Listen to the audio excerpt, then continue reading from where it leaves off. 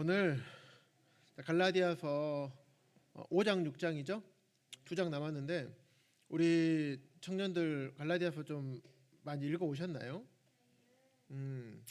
내용은 어려운 내용이 있던가요? 우리 아니 바로 나온다는 것은 둘 중에 하나예요. 아무 안 읽고 그냥 생각 없이 아니요 이렇게 얘기했던지, 아니면 정말 많이 읽었는데 어려운 게 없었다. 둘 중에 하나니까 그건 청년들이 알아서 판단을 하시고. 갈라디아서 내용은 사실 뭐 그렇게 어려운 내용은 이해하기 힘든 내용은 사실 많지 않아요. 그리고 갈라디아서 쓴 목적에 대해서 1, 2, 3, 4장에서 1, 2, 3, 4장 다룰 때 제가 충분히 말씀을 드렸고, 그래서 제가 청년 때도 마찬가지지만 제가 우리 다른 교사 형제님하고 이런저런 이야기 나누면서 청년 때도 마찬가지지만 이 말씀 내용 자체는 어떻게 하면 이제 말씀을 잘 열심히 보고 그러면 알 수 있어요. 때론 잘 모르면 주석을 찾아서 볼 수도 있어요. 그런데 배경은 이게 안 돼요. 제가 사도 바울의 전도 여행에 관련해서만 강의를 몇 번을 들었는지 모르겠어요. 몇 번을 들었는데, 몇 번을 들어도 들으면 알겠는데 혼자서 보려가면 모르겠어요. 그런 경우들이 참 너무 많더라고요, 예전에.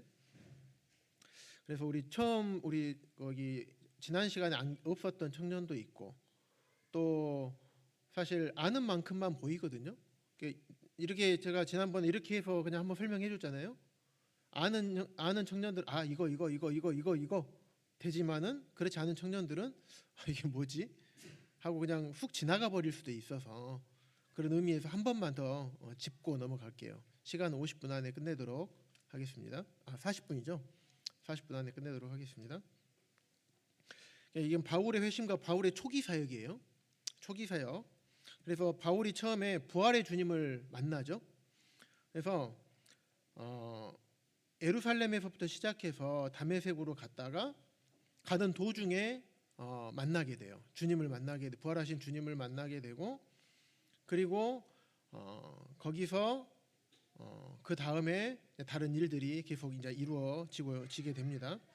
그래서 사도 바울이 다메섹으로 가는 도상에서 예수님이 부활하신 것에 대해서 알게 됐어요. 사도 바울이 다메섹으로 가는 도중에 알게 된 게 크게 두 가지인데, 그 중에 첫 번째가 예수님이 부활하신 것. 예수님 분명히 죽은 걸 내가 봤는데 예수님이 부활하신 것을 알게 된 거예요. 부활하신 주님 만났잖아요. 두 번째, 오늘 어떤 형제님께서 이 말씀으로 감사를 드리셨잖아요. 갈라디아 3장 13절 한번 펴볼까요? 갈라디아 3장 13절.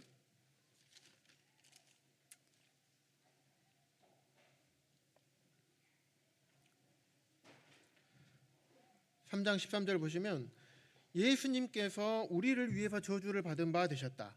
자기의 죄 때문에, 신성 모독 때문에 십자가에 못 박혀 죽은 것이 아니라 13절에 있는 것처럼 우리를 위해서 저주를 받아서 십자가에 못 박히신 것이다. 그래서 그 받은 십자가의 저주가 예수님 자기 자신의 잘못 때문에 그렇게 된 게 아니라 나 때문에 그렇게 된 거구나. 그걸 두 가지 사실을 이제 사도 바울이 다메섹 가면서 깨닫게 된 거예요. 그래서 부활의 주님을 만나고 그 다음에 아나니아 도움을 통해 사도행전 9장에 보시면, 9장하고 갈라디아서하고 고린도후서 11장하고 같이 이렇게 이야기가 나갈 거예요. 사도행전 15장하고. 그런데 9장 초반에 보면 사도 바울이 부활의 주님을 만나고 눈이 안 보이게 되죠. 그럴 때 주님께서 아나니아한테 말해서 사울 찾으러 가라고 했고, 사울을 찾아가서 사울이 이제 아나니아를 만나고 나서 눈에 비늘이 벗겨지고 앞에 보게 되잖아요. 그렇게 하면서 이제 다메섹으로 갑니다. 그래서 19절부터 22절에 보면 사울이 이제 다메섹에 이제 갔어요. 아나니아랑 다 같이 해서 다메섹에 제자들과 함께 며칠 있었어요. 그래서 다메섹에 갔다가 아라비아로 갔다가 아라비아에서 다시 다메섹으로 오는 내용이 사도행전 9장 19절에서 22절하고 갈라디아서 1장 17절에 나와 있어요.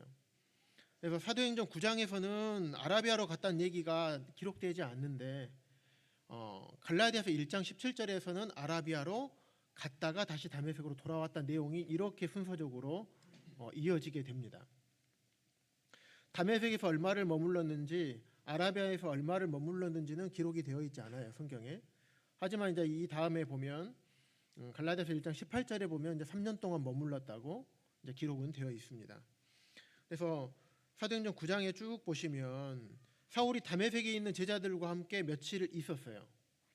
그리고 즉시로 회당에서 사도 바울은 항상 누구에게 복음을 전하고 싶었나요? 원래 자기는 유대인에게 계속 복음을 전하고 싶었어요. 가는 곳마다 유대인 회당 찾아서 먼저 유대인에게 먼저 항상 복음을 전했던 사람이 사도 바울이에요. 그래서 회당에서 예수님이 하나님의 아들이심을 유대인들에게 이제 전파했던 거예요. 그런데 이제 그 사람들이 이제 겁을 먹고 얘가 사울이구나. 이렇게 겁을 먹었어요. 그런데 이제 그럼에도 불구하고 사울은 더 힘을 얻어서 다메섹에 사는 유대인들에게 계속 복음을 전했었죠. 그랬다가 그러면서 이제 아라비아로 갔다가 다시 다메섹으로 옵니다.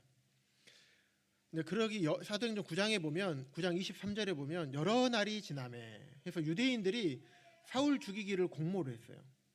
여기서 보면 사도행전 9장에 보면 유대인들이 사울을 죽이기로 공모했다 이렇게 기록이 돼 있어요. 그런데 그래서 이제 사울을 광주리에 담아서 이제 성벽에 달아 내려 가지고 이제 도망치게 했잖아요. 근데 고린도후서 11장에 보시면 다메섹에서 아레다 왕의 고관이 나를 잡으려고. 그러니까 고린도후서 11장에서는 유대인들에 대한 내용이 없고 아레다 왕의 고관이 나를 잡으려고 했다 이렇게 기록이 돼 있어요. 그러면 사도행전 9장에 있는 말씀을 보면 유대인들이 잡으려고 한 거고 고린도서 11장에 보면 아레다 왕의 고관이 나를 잡으려고 했고 어떤 게 맞나요? 둘 다 맞아요. 그래서 그 당시에 유대인들에게 복음을 전하다 보니까 유대인들이 너 사울 좀 이상해. 예수님을 왜 예수님을 전하고 있니? 그래서 유대인들이 사울을 시기했죠. 결국에는 나중에 이제 보시면 나중에 사도 바울이 이제 로마에 잡혀갈 때도 저 갈라디아 지방이 있는 그쪽에 있는 소아시아 쪽에 있는 유대인들이 다 쫓아와 가지고 사도 바울을 잡아가잖아요. 끝까지 그 유대인들이 쫓아다녀요. 그래서 이 유대인들하고 이쪽 아라비아에 있는 그 나바티안 왕국의 왕이 아레다 왕이거든요. 아레다 왕하고 둘이 이제 합작을 한 거예요. 둘이 합작을 해서 이제 사도 바울을 잡아서 죽이려고 했던 거예요. 그래서 사도행전 9장에 보면 유대인, 고린도서 11장에 보면 아레다 왕 헷갈릴 수 있는데 둘이 공모했다 이렇게 보시면 둘 다 맞습니다.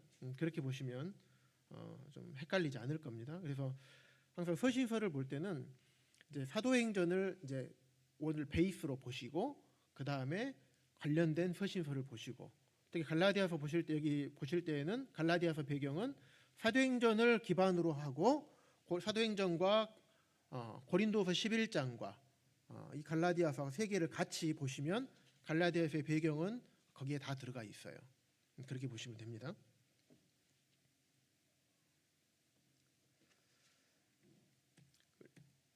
그래서 다메섹에서 다시 이제 예루살렘으로 넘어갑니다. 그래서 보면 사도행전 9장 아까 26절 이후로 보면 사울이 이제 예루살렘에 가서 다메섹에서 이제 예루살렘으로 가는 거죠. 그래서 광주리에 이제 달아가지고 타고 내려와서 예루살렘으로 가려고 해요. 그래서 보면 사울 28절에 제자들과 함께 있어 예루살렘에 출입했고 또 거기에서도 예수의 이름으로 담대히 말했어요. 그리고 갈라디아서 1장 18절에 보면 그 후 3년 만에 아까 1장 17절 이후에 아라비아로 갔다가 다시 다메섹으로 돌아갔느니라 한 다음에 그 후 3년 만에 이렇게 되는 거예요. 그래서 이 말씀을 살펴보았을 때 한 3년의 기간이 사도행전 9장 아까 19절에서 25절 이 사이에 3년이란 기간이 거기 안에 들어가 있는 걸로 기록되어 있지 않았지만 들어가 있는 것으로 생각을 하고 사도행전 9장 26절 이후를 이렇게 좀 보셔야 되는 거예요. 알겠죠? 그래서 갈라디아서 1장 18절이 이런 내용이다. 3년 만에 게바를 방문하려고 베드로 보려고 예루살렘으로 올라가서 이렇게 돼 있습니다. 그 다음에 예루살렘에서 이제 다시 가이사랴를 통해서 다소, 그다음 나중에 다소에서 안디옥으로 이제 이렇게 가죠. 형제들이 알고 이제 예루살렘에서 이제 막 복음을 또 유대인들한테 전하니까 유대인들이 또 잡아 죽이려고 하는 거예요. 그래서 형제들이 알고 가이사랴로 내려가서 다소로 보낸 내용이 사도행전 9장 30절에 나오죠. 사도행전 11장에 보시면 그 이후로 이제 스데반의 일로 일어난 환란으로 말미암아서 그리스도인들이 다 흩어지잖아요. 다 흩어지는데 어디로 흩어집니까? 베니게와 구브로, 안디옥까지 이제 유대인들이 제자들이 흩어지는 거예요. 예루살렘에서 예수님을 믿었던 제자들이 다 이렇게 흩어져요. 그 중에 구브로로 흩어진 또 구레네의 몇 사람이 안디옥에 이르러 수리아 안디옥에 이르릅니다. 거기에서 이제 헬라인에게도 말한 거예요. 그 전에 19절에 보면 안디옥까지 이르러 유대인에게만 말씀을 전하다가 구브로 사람들과 구레네 몇 사람이 수리아 안디옥에 이르러 가지고 헬라인에게도 이제 복음의 전파가 되게 되는 거죠. 그래서 안디옥에도 이방인 교회가 최초로 이방인 지역에 세워진 안디옥 교회가 세워지게 됩니다.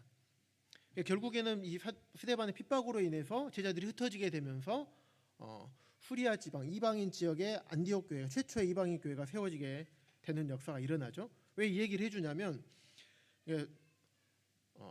사도행전 30장에 보시면 형제들이 알고 가이사랴로 내려가 다소로 보냈죠. 그런데 25절에 사도행전 11장 25절 보시면 바나바가 사울을 찾으러 다소에 갔어요.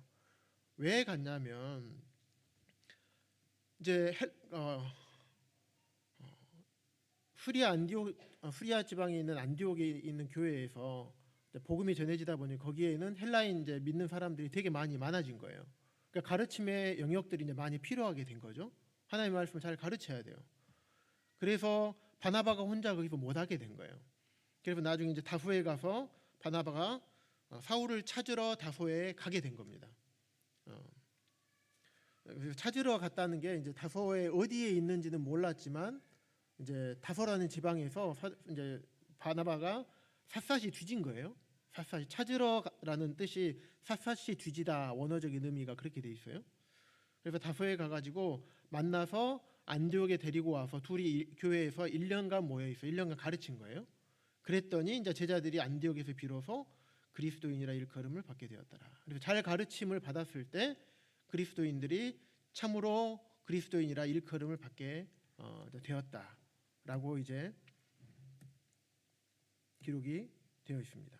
그다음에 이제 갈라디아서 2장 11절에 14년 후에 내가 바나바와 함께 디도를 데리고 다시 예루살렘에 올라갔나니 14년이 지난 거예요.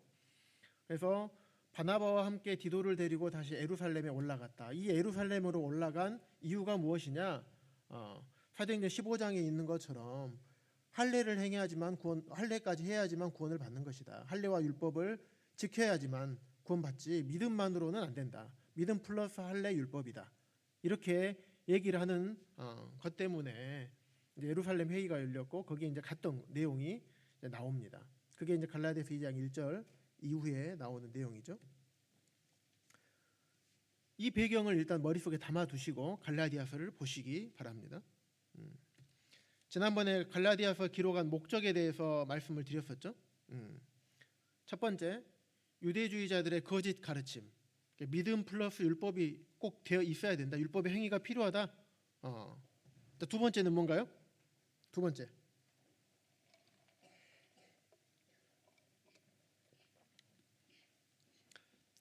사도 바울의 무엇이 흔들리면 맞아요. 사도권이 흔들리게 되면 복음 자체가 흔들려 버려요. 그러면 교회 전체가 흔들리게 됩니다. 사도권을 방어하기 위해서 유대주의자들의 도전받고 있는 바울의 사도권을 방어하기 위해서. 세 번째는 오직 믿음으로 받는 구원을 강조한 거예요. 이 내용들이 지금까지 이제 4장까지 우리가 보았던 굵직한 내용들입니다. 이번에는 갈라디아 성도들이 주님께 그리스도께서 주신 자유 가운데 살도록 또 성령의 열매를 맺도록 권면하기 위해서 갈라디아서를 기록을 했습니다. 그래서 이번 시간 5, 6장을 통해서 갈라디아서 기록 목적 마지막 네 번째 목적을 함께 살펴보도록 하겠습니다. 자, 갈라디아서 5장입니다. 방금 목적이 뭐라고 했었죠? 마지막 목적 다시 보여드릴까요?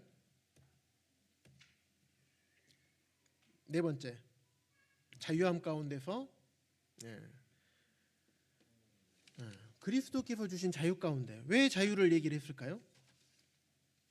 그전 율법이었으니까. 왜냐하면 그 유대주의자들이 믿음 플러스 율법, 자꾸 율법의 행위를 강조했기 때문에 그거 아니다. 믿음 플러스 율법 아니다. 그러면서 이 앞에 무슨 예를 들었었죠? 4장 마지막 절에 마지막 부분에서 무슨 예를 들었었죠? 성경 한번 찾아보세요. 4장 21절 이후에 무슨 예를 들었었죠? 하갈과 사라. 하갈은 어떤 기록에 보시면 율법 아래 있는 율법을 따라 낳고 육체를 따라 낳고 종로를 다는 것으로 비교를 해놨어요. 사람의 생각이고 사라는요 자유함, 자유자요, 자유하는 여인, 약속의 자녀 이렇게 되어 있어요. 이런 비유에 대해서 설명을 하고 한 다음에 5장 1절에서 그리스도께서 우리를 자유롭게 하려고 자유를 주셨다. 이렇게 말씀을 하고 있는 것입니다. 그래서 종의 멍에, 율법의 멍에, 율법의 멍에를 치지 말아라. 자유롭게 살아라. 구원받은 너희들은 율법에 매일 필요가 없는 것이다. 자유롭게 살아라. 종의 멍에 매지 마라. 이렇게 말씀하고 있는 거예요. 그러면서 3절에서 하지만 율법 전체를 행할 의무를 가진 자다. 구원은 믿음으로만 받는 거지만 믿음으로 구원받은 하나님의 자녀들은, 자유함을 얻은 자들은 그 자유를 누리는 데만 쓰게 되면 안 된다. 그것은 곧 무엇이 된다? 방종이 된다. 우리 그리스도인도 마찬가지예요. 우리 생각을 해봐야 돼요. 구원받았기 때문에 그래 나 구원받았어. 나 무슨 뭐 해도 주님 다 용서해 주시지. 그래 언제 돌아가면 되지 뭐. 난 자유해. 왜냐하면 이게 처음에는 안 그래요. 그런데 이게 한 번, 두 번 우리 삶 가운데서 내가 이제 그걸 놓게 되잖아요. 주님 말씀에 순종하며 살면서 죄악을 멀리하고 세상 것을 추구하는 게 아니라 주님의 것을 추구하는 것을 하나씩 놓다 보면요. 어떤 일 때문에 무엇 때문에 1, 2, 3, 4, 5 어떤 여러 가지 이유 때문에 하나씩 놓다 보면 이제는 점점 멀어져요. 정말 자유함이 돼버려요. 방종으로 나갑니다. 그래서 생명만 붙어 있고 그리스도의 능력은 없는 그런 완전한 그런 방종으로 치닫는 신앙생활이 돼버려요. 그래서 정말로 참된 자유를 얻은 자들은 율법 전체를 행할 의무를 가진 자다. 자유함을 누리는 것은 꼭 필요하지만 참으로 자유함을 얻은 자들은 율법 전체를 행할 의무를 가진 자다. 이렇게 말을 하고 있습니다.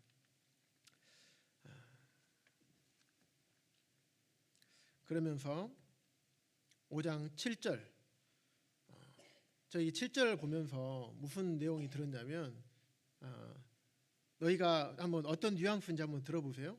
너희가 다름질을 잘하더니 누가 너희를 막아 진리를 순종하게 못하게 했냐? 이런 의미예요. 예를 들면 자꾸 예를 들 사람이 제 아들밖에 없습니다.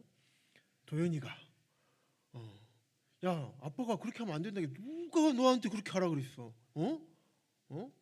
너희가 그랬을 리는 없고 스스로 그랬을 리는 없고 야 너 누가 니한테 그렇게 가르쳤어? 누가 그렇게 가르쳐 주디? 막 화가 나가지고. 그러니까 처음부터 갈라디아 성도들이 그렇게 헷갈리지 않았다는 얘기예요.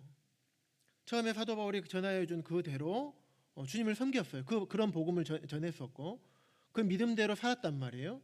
그런데 유대주의자들이 믿음 플러스 믿음으로만 안 된다. 율법을 같이 해야 된다. 할례 행해야 된다. 그래야지 구원받는 거다. 그러면서 너희를 막아서 진리를 순종하기 못하게 누가 그러느냐 이렇게 사도 바울이 갈라디아 성도들에게 얘기한 거예요. 그러면서 12절에 너희를 어지럽게 하는 자들은 스스로 베어버려라. 왜? 9절에 보면 적은 누룩이 온덩이에 퍼진대요. 저희 그 애찬 빵이 있잖아요. 이 빵 처음에 이제 저희 자매가 만들긴 하는데 빵 만들 때 보니까 밀가루 반죽을 딱 요만하거든요. 요만한데 누룩 조금 넣어요. 이스트라 가지 이스트 가루 진짜 이만큼 넣거든요. 많이 넣으면 막 너무 부풀어가지고 속 안에가 아무것도 없어지고 안에가 공간이 많이 비더라고요. 그래서 적당히 이스트를 넣는데 이스트 조금 넣거든요. 그런데 이만한 반죽이 이렇게 커져요. 그래서 적은 누룩이 온덩이에 퍼지느니라. 아주 그런 것들을 아예 처음부터 빨리빨리 스스로 잘라야 된다. 그렇게 말씀을 하고 있습니다. 그러면서 13절에서부터 15절까지 참된 자유함이 무엇이냐? 내가 알려주겠다. 그러면서 참된 자유함이란 형제들아 너희가 자유를 위하여 부르심을 입었으나 자유로 육체의 기회를 삼지 말고 아까 말씀드렸죠? 자유로 육체의 기회를 삼는 것이 뭐다? 방종이다. 방종하지 마라. 그리고 오직 사랑으로 종노릇하라. 참으로 자유함을 얻은 자들은 사랑으로 서로 종노릇하는 거예요. 한쪽에서 한쪽으로만 종노릇하는 게 아니라 서로.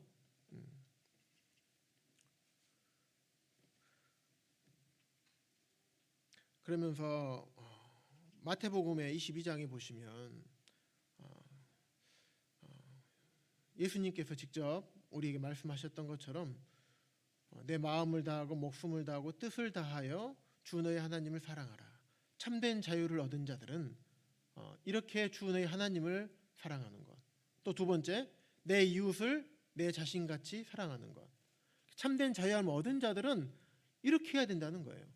이것이 온 율법과 선지자의 강령이라고 말씀을 하셔요. 그리고 참된 자유를 얻은 자들은 이렇게 사랑으로 서로 종노릇 해야 되는 거예요. 주님 앞에 종노릇하고 사람들 사이에 서로 종노릇하고 이게 필요하다는 겁니다. 고린도전서 13장에 보시면 내가 사람의 방언과 천사의 말 아무리 좋은 말과 훌륭한 사람의 방언을 할지라도 아무리 훌륭한 일을 할지라도 사랑이 없으면 뭐라고요? 울리는 소리 나는 구리와 울리는 꽹과리네요. 아무 의미 없는 시끄러운 소리에 불과하다는 거예요. 사랑이 없으면. 참된 자유함을 얻은 자들은 이런 사랑이 필요하다는 거예요. 그리고 예언하는 능력이 있어서 모든 비밀을 다 알아요. 모든 지식을 알아. 산을 말하면 산이 옮겨져 버려. 그런 믿음이 있더라도 사랑이 없으면 내가 아무것도 아니에요. 그런 아무리 능력도 있더라도 내 마음 가운데 사랑이 없으면요, 내가 아무것도 아닌 거예요. 그리고 심지어는 내가 내게 있는 모든 것으로 구제하고 우리 이래영재님, 우리 청년들은 재산이 없으니까 우리 이래영재님, 우리 재산 있는 선지영재님이나 나나 경락영재님 어디 갔어? 아니 경락영재 안 보여가지고 내가 이래영재님 먼저 얘기했네. 재산 있는 사람들 모든 것으로 나한테 내 재산 전부로 사람들 구제하는 거 얼마나 귀합니까?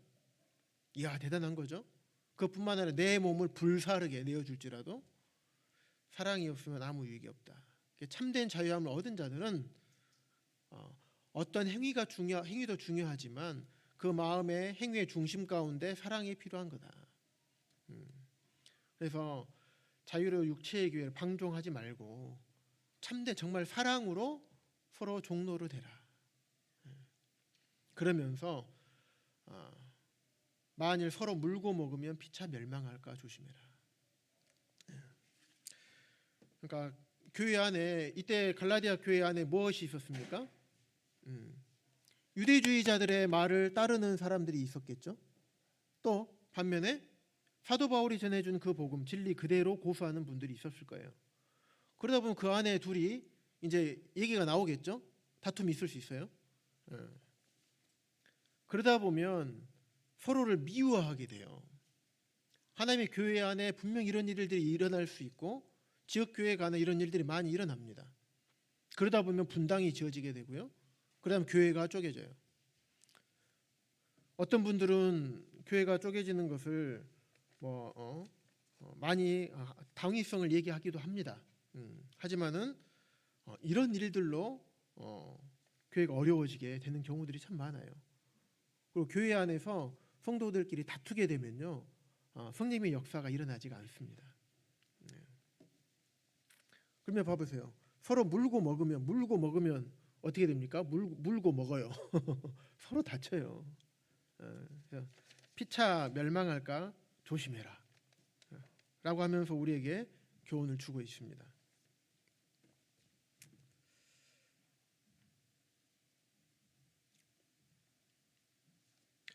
그러면서 16절에서부터 25절까지는 우리 청년들이 잘 알고 있는 말씀이 기록이 되어 있습니다.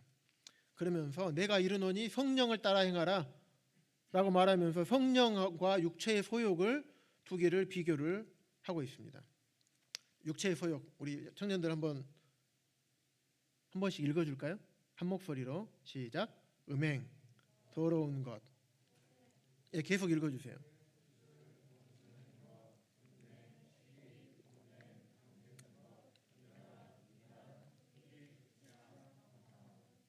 자, 어떻습니까? 우리 안에 있는 것들인가요? 네. 자, 이번에 성령의 열매들 다 같이 성령 열매를 한번 읽겠습니다. 시작.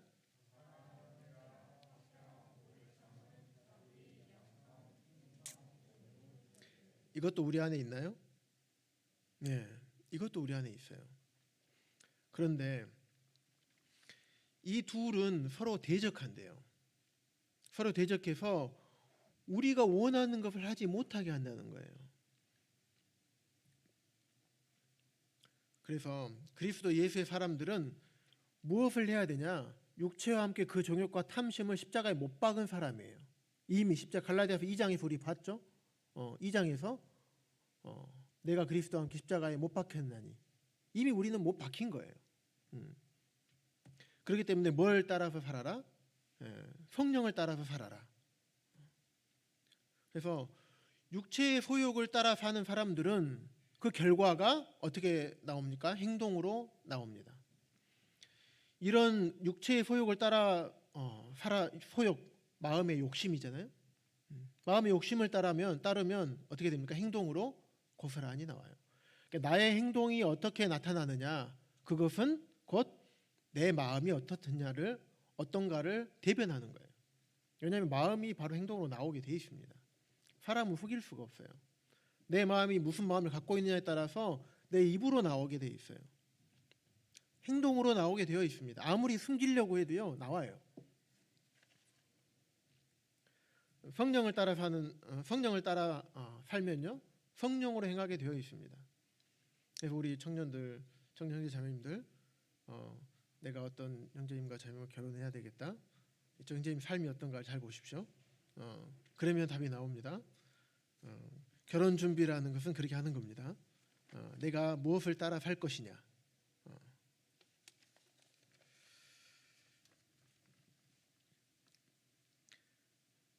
그래서 참된 결론은 믿는 자는 육체와 함께 그 정욕과 탐심을 이미 못 박았기 때문에 이제는 육체의 소욕을 따라서 살지 않아야 된다.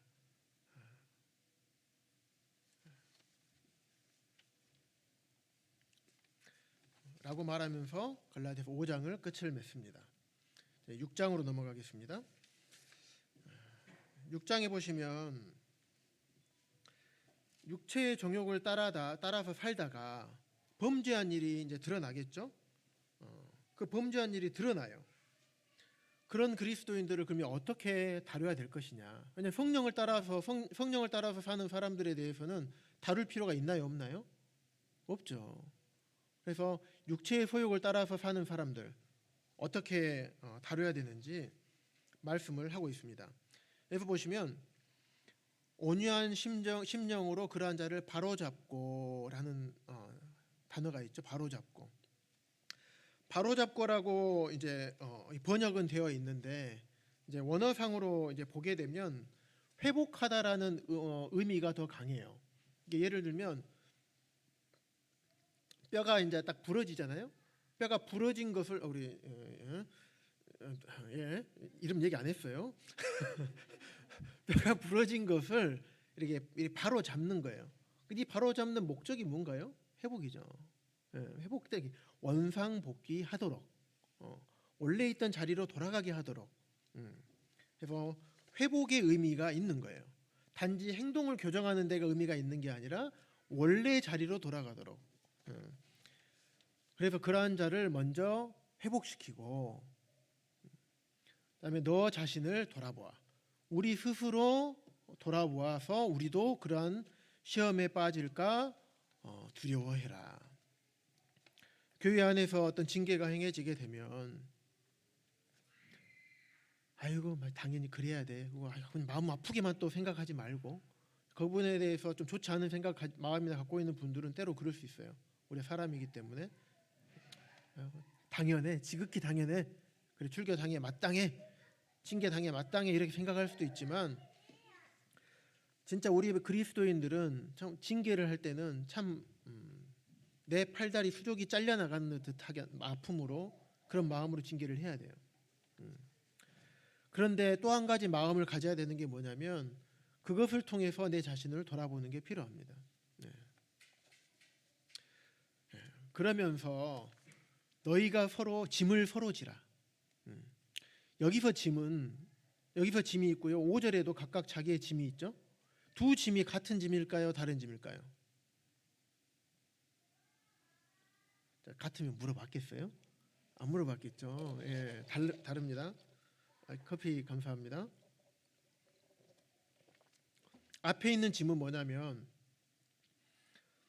너희가 서로 짐을 지라. 범죄한 형제들, 범죄한 성도님들 그런 마음이 어떨까요? 그분들 마음이 낙심하고 내가 이제 범죄해가지고 징계를 받았어요.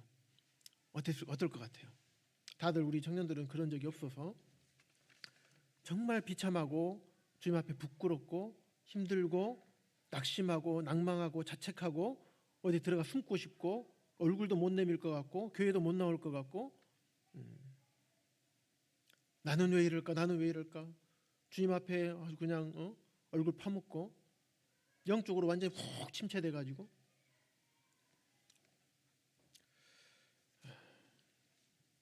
그러한 사람들의 짐을 지라는 거예요. 같이 져주라는 거예요.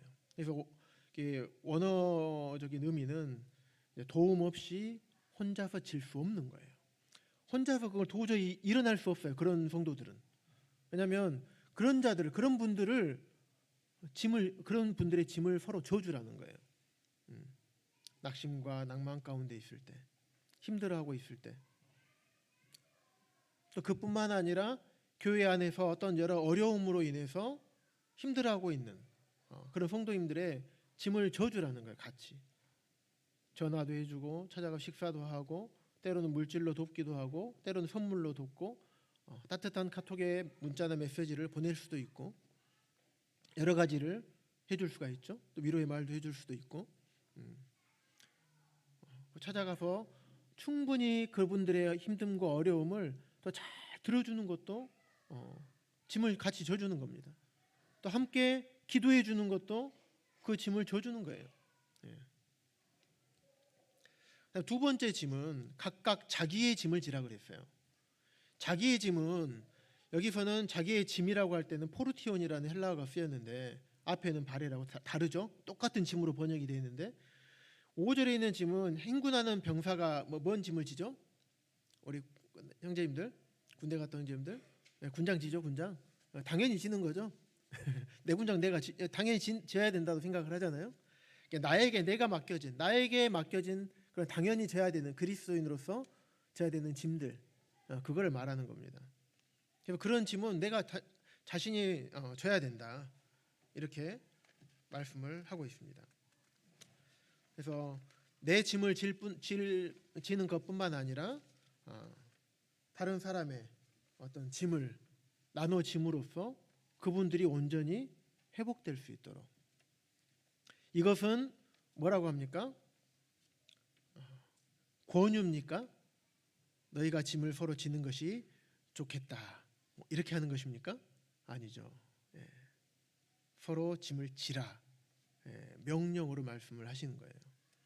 서로 돌아보아야 되는 거예요. 서로 내가 나눠줄 수 있어야 되는 겁니다. 그리고 내 거 짐은 지면서 군대에서 행군할 때요, 어떻게 하냐면 한 명이 이제 뭐 몸이 안 좋아가지거나 탈진해가지고 쓰러지잖아요. 그럼 옆에서 같이 부축해줘야 돼요. 안 그러면 쭉 떨어져요. 전체가 완주를 못해요. 그러면 어떻게 합니까? 너무 무거우니까 막 40kg 원래는 40kg 정도 돼야 되는데 20kg나 어떨 때는 안에 막 다른 거 집어넣어가지고 가볍게 하기도 해요.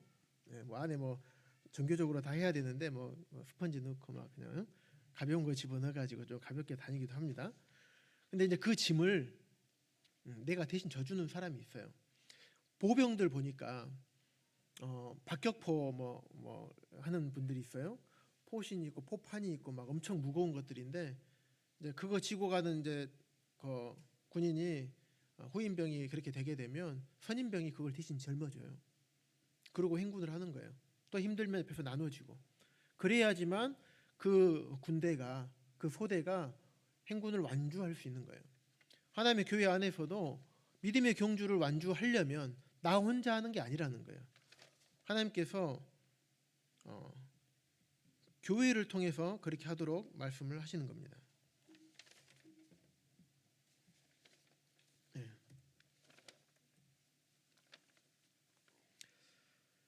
짐을 서로 나누지라고 이렇게 말씀을 하시면서 6절에서는 가르침을 받는 자는 말씀을 가르치는 자와 모든 좋은 것을 함께하라. 지난 이제 장로 관련해서 말씀을 이원정 전하실 때도 이 말씀을 해주셨어요. 그래서 사역자들과 말씀을 가르치는 이런 분들에게 모든 좋은 것을 함께해라. 좋은 물건들뿐만 아니라 그분들에게도 물질적으로도 공급해라라고 말씀을 하고 있습니다. 그러면서 스스로 속이지 말라. 스스로 속이지 말아라.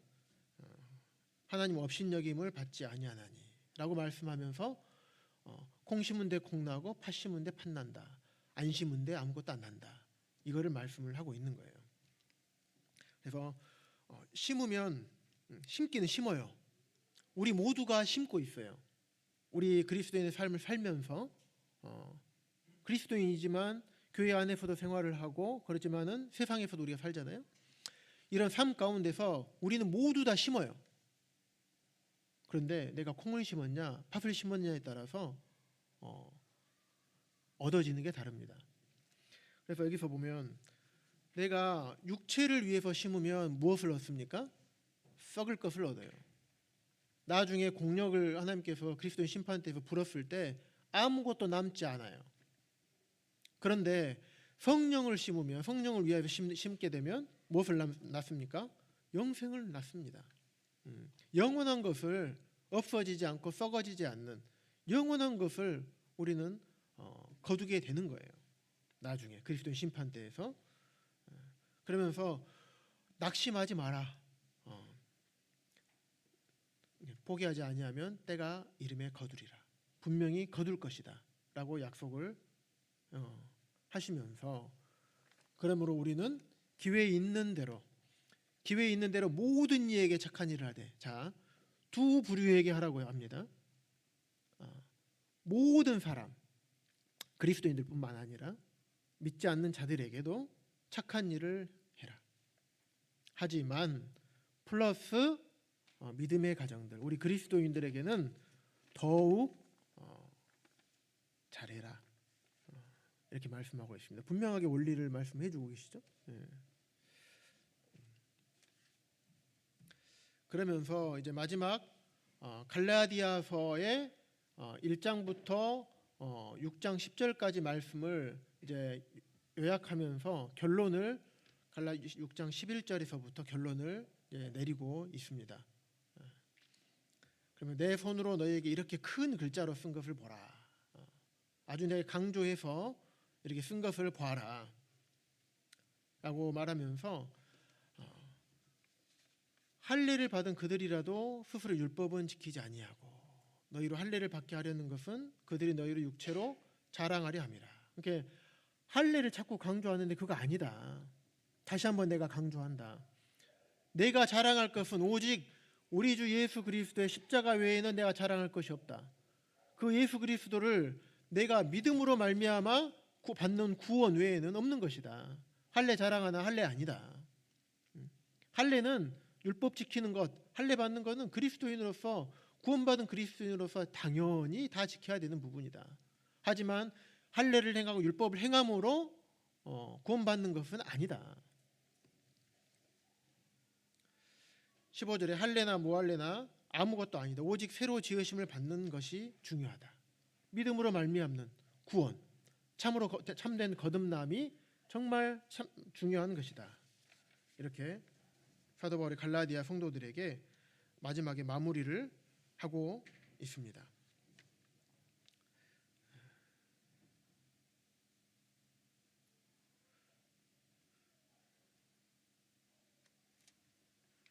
그러면서 14절에 보시면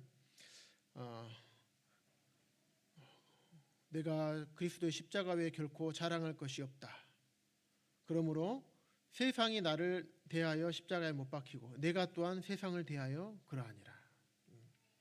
표준 세번역에 보니까 뭐라고 이 부분이 번역이 돼 있냐면 내 쪽에서 보면 세상이 죽었고 세상에서 보면 내가 죽었다.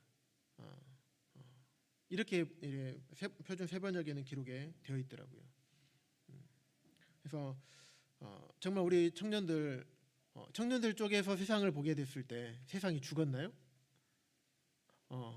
어떤 자매님이 고개를 세차게 흔드네요. 우리는 그렇게 보아야 돼요. 세상이 죽은 거예요. 왜냐하면 내가 죽었잖아요.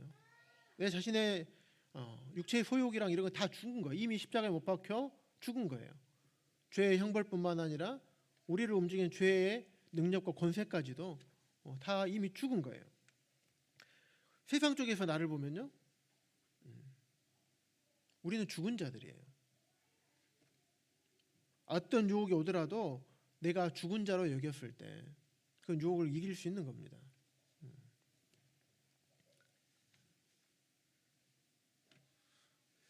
그래서 16절에 보면 무릇 이 규례를 행하는 자에게와 하나님의 이스라엘에게 평강과 긍휼이 있을지어다. 이 규례를 행하는 자, 이 말씀을 따라서 사는 유대인과 헬라인 그리스도인들과 또 하나님의 이스라엘에게, 하나님의 이스라엘은 유대인을 말하죠. 특별하게 유대인. 이 규례를 행하는 사람들과 유대인들에게, 유대인 그리스도인들, 유대인 중에서 그리스도인들에게 평강과 긍휼이 있을지어다.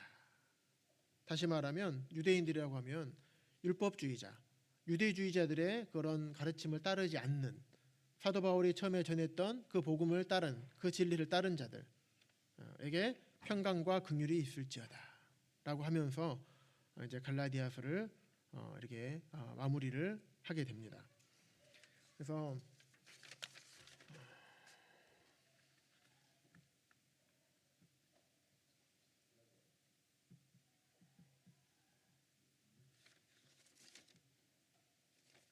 우리가 갈라디아서를 기록한 목적들, 처음에 배경 말씀드렸죠.